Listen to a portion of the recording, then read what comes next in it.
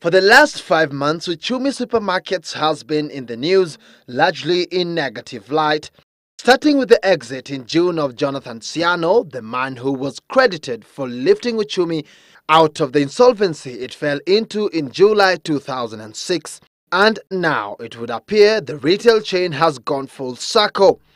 This after announcing a full-year net loss of 3.2 billion shillings. The accounts payable, which is what we owe suppliers, had been misstated in previous years by up to 1 billion shillings.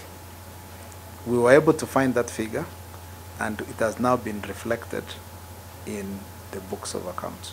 But the result is not surprising, as the retail chain's board of directors had already issued a profit warning in light of the weak performance of its Tanzanian and Ugandan stores.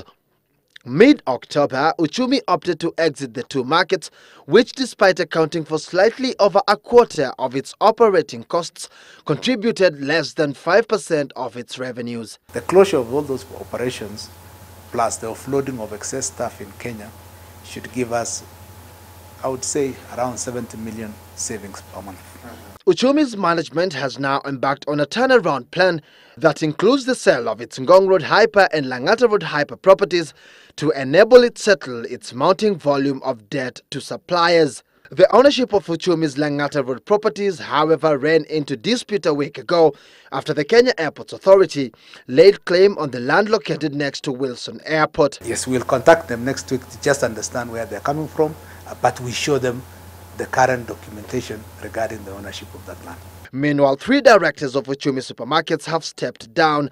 They are Uchumi's chairperson Hadija Mire, James Murigu and Bartholomew Ragalo. Uchumi has nominated Catherine Gahu, a well-known market researcher, to take over as chairperson, and Microsoft Africa's Louis Otieno as a director, pending shareholder approval at the forthcoming annual general meeting. Patrick Gunza, Citizen Weekend.